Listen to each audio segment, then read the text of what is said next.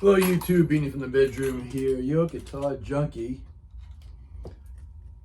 with this here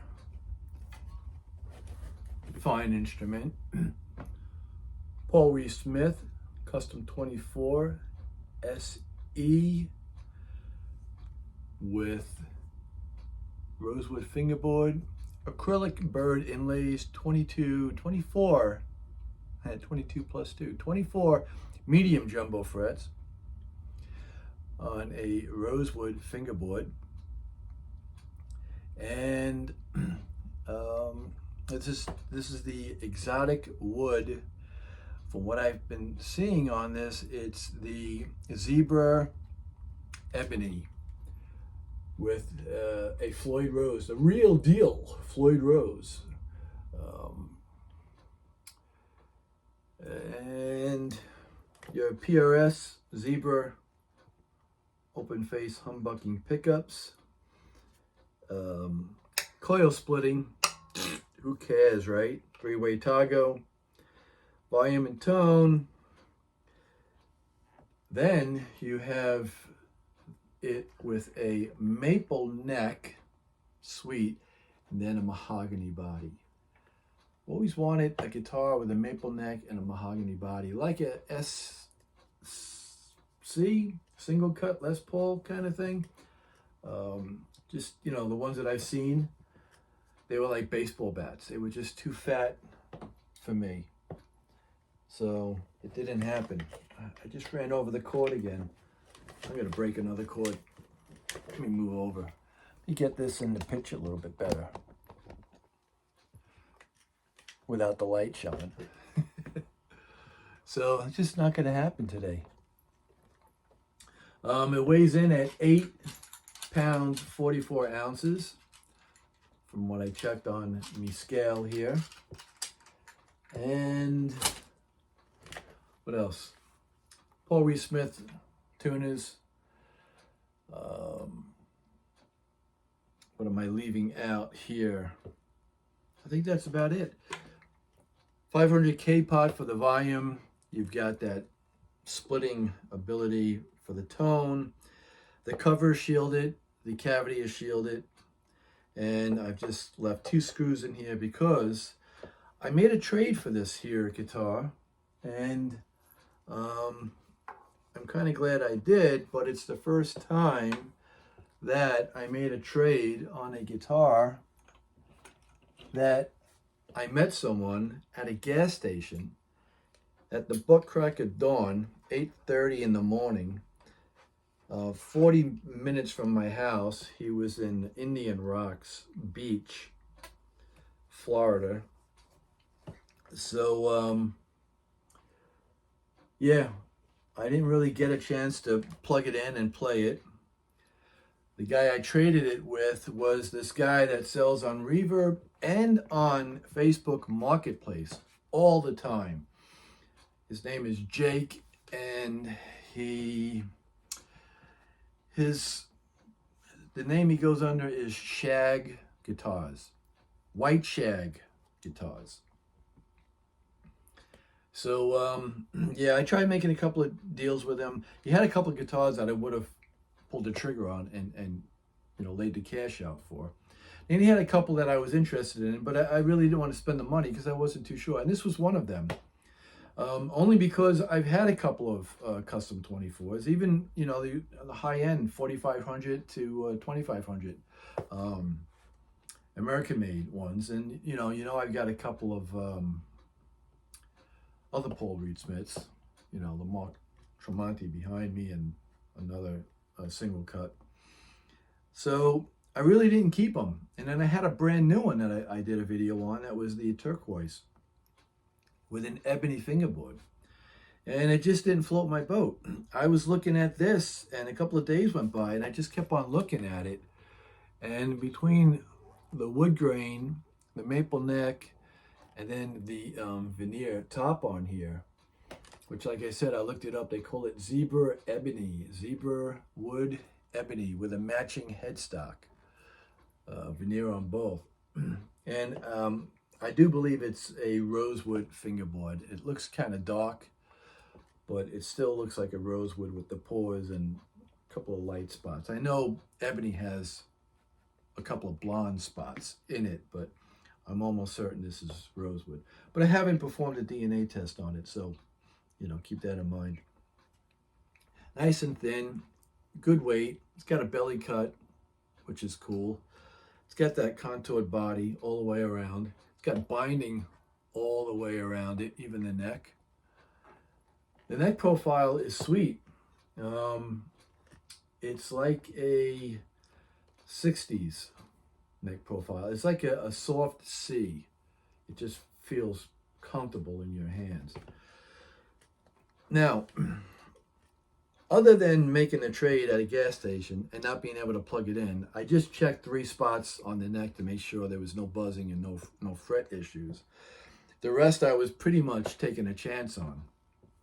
And I have to say that the condition that I got this guitar in, I would never sell a guitar in this condition to anybody. I would clean it up. I would make it, you know, functional. This thing was gacked to no end. It had so much crud on the chrome parts that I like this bridge part right here for the string retainer. I could scrape my fingernail and scrape like layers of crud off of it. So again, looking at it in the parking lot, and on my way there, I was in doubt of even going through with it, because I said to myself, how many of these custom 24s have you had and you never kept them? But I still like the way this thing looked basically because of the ebony, the zebra wood, and the Floyd Rose. I'm like, I never had a Paul Reed Smith with a Floyd Rose, and you know me, I love Floyd Roses. So I was really on the fence, and you know, if there's anything would have, you know, changed my mind, I would have just said, forget it. But I didn't, only because I kept on looking at this every day. Because look at that. Would you look at that? Just look at that wood grain. It's beautiful. Nice thin body. It's got a decent weight to it. So I took a chance. I brought it home. And man, normally I could restring a Floyd Rose, removing all the strings, within 20 minutes, 30 if I take my time and really clean it up. This thing here was like 45 minutes to an hour. And I'll tell you why. Once I removed the strings, I had to clean and polish the fingerboard. I had to use 4-0 grit stainless steel and go up and down. And when I tell you, I had to take my time cleaning it. It took a while to get the frets, to polish the frets up. Then I had to use my Old English scratch cover dark wood oil and stain mixture on the fingerboard.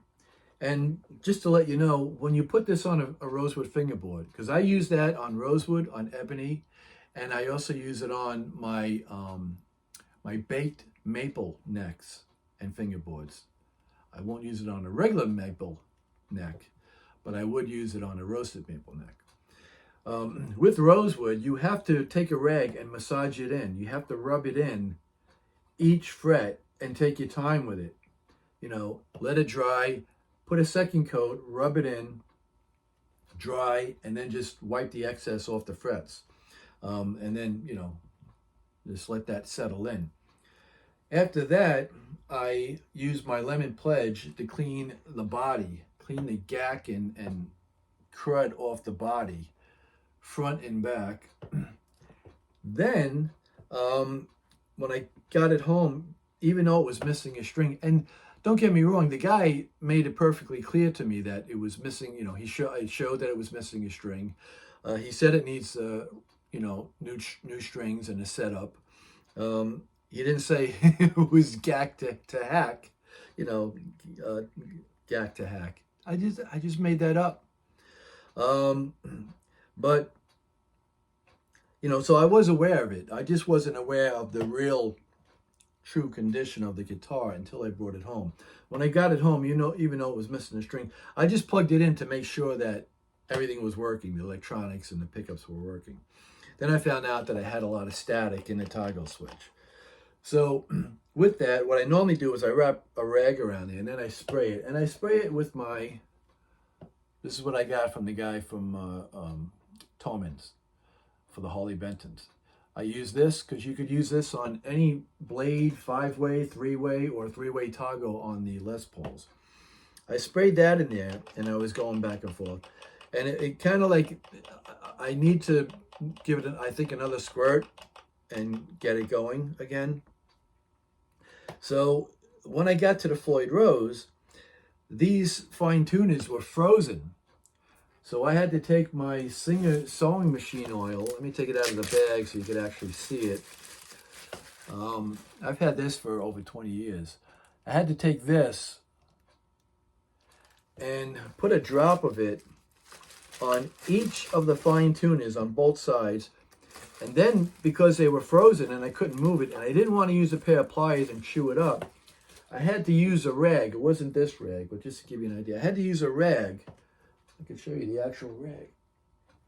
I had to use this rag and screw it all the way down forcefully and screw it all the way up, put a drop on each side, and repeat the process. Now they're nice and sweet. They're nice and smooth.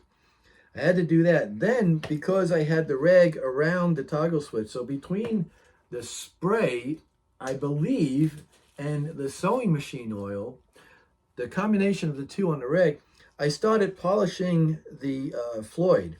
Because even though I got it pretty clean now, you know, you could still see some gack in here that I couldn't really get to.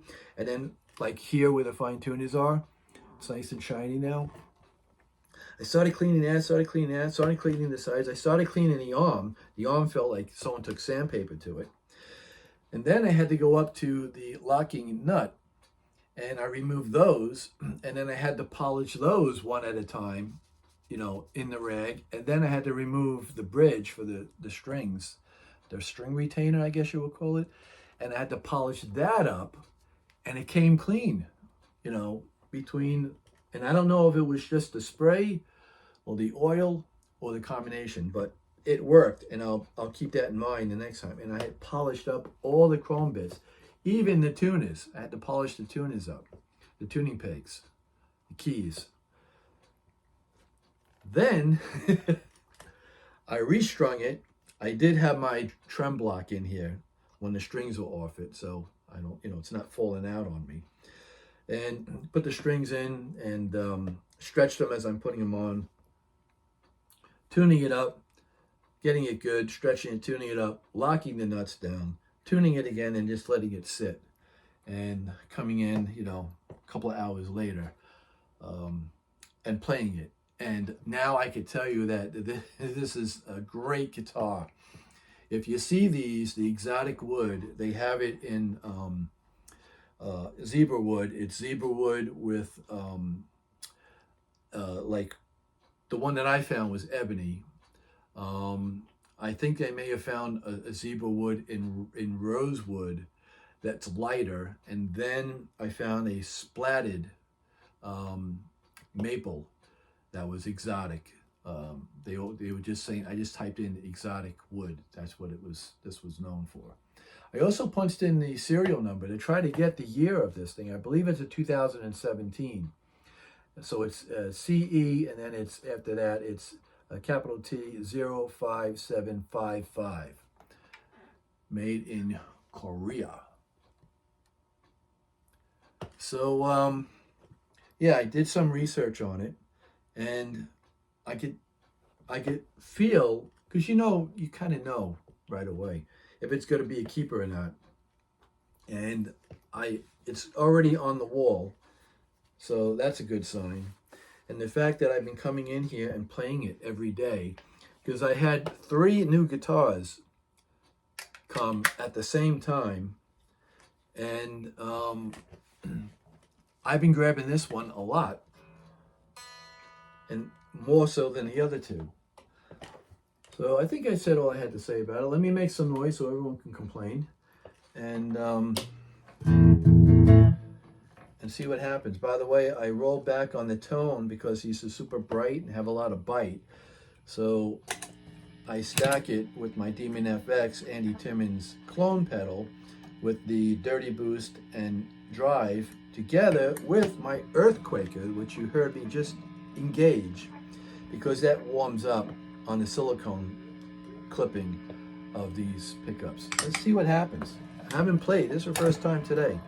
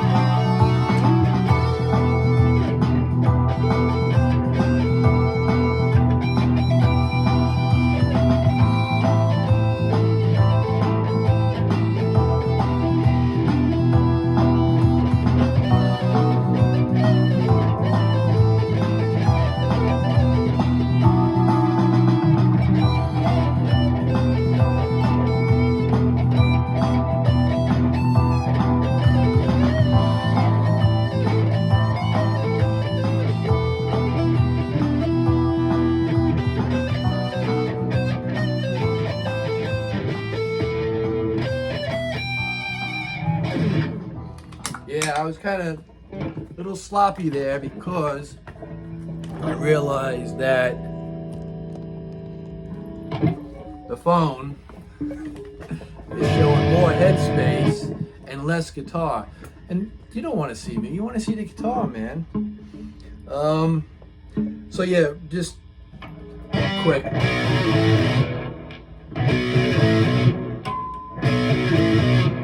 And then the coil split.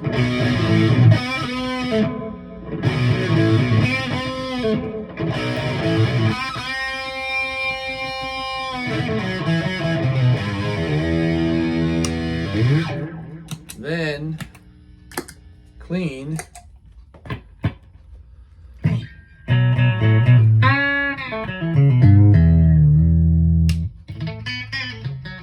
Yeah, right? What a waste of time. I don't know why manufacturers just can't make that an out-of-phase switch instead of a coil splitting switch. I'll keep it in there. Go into the...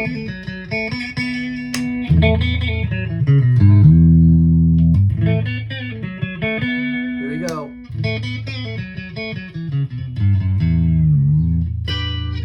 Yeah.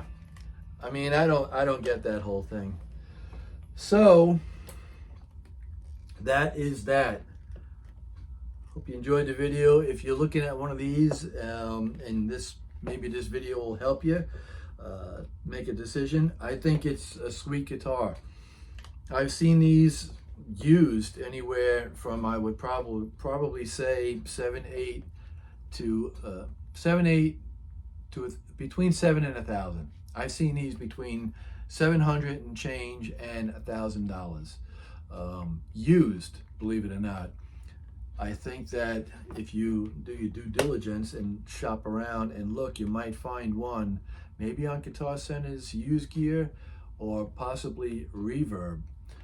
for less if you're lucky, you know, or if it hasn't moved. A lot of people have issues with Floyd roses. They're just not familiar with them. They don't like them. They think they're great until they have to change the strings, and then they're lost. So for that reason alone, you might get a good deal. I think, you know, because the guy got this from Jake, from Shag Guitars, White Shag Guitars.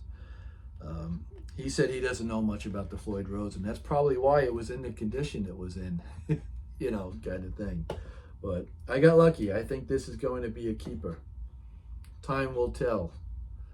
I'll see if I can do a video a year from now. Thanks for watching. Have a good day and a better tomorrow.